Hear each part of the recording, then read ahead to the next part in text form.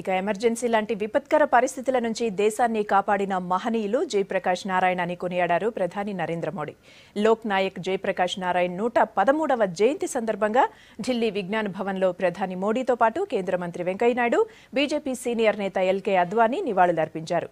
JP గొప్పతనాన్ని కొనియాడారు.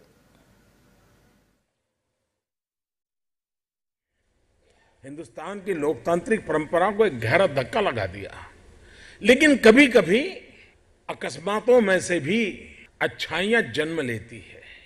JP आंदोलन, नवनिर्माण आंदोलन, भ्रष्टाचार खिलाफ का जंग, इमरजेंसी के खिलाफ का जंग, आजादी के 25 साल के बाद एक ऐसा अवसर बन गया जिसने हिंदुस्तान के कोने कोने में एक नई राजनीतिक ब्रीड को जन्म दिया।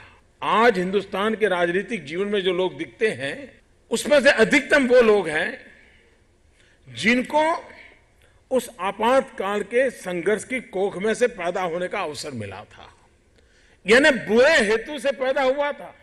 विचार को समाप्त करने के लिए इमरजेंसी आई थी, व्यवस्थाओं को समाप्त करने के लिए आई थी, लेकिन उस विचार में ताकत इतनी थी कि इतनी बड़ी जंजीरों के बीच भी, इतने जुल्म के बीच भी एक पूरी नई राजनीतिक जनरेशन पैदा हुई देश में।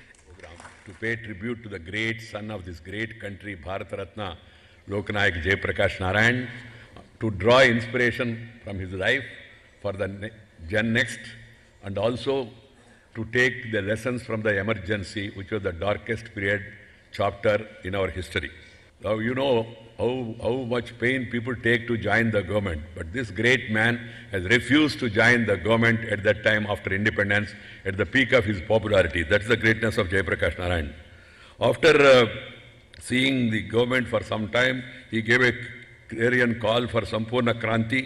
On the occasion of after 27 years of freedom, people of this country are wrecked by hunger, rising prices, corruption, oppressed by every kind of injustice. That's why there is a need for total revolution.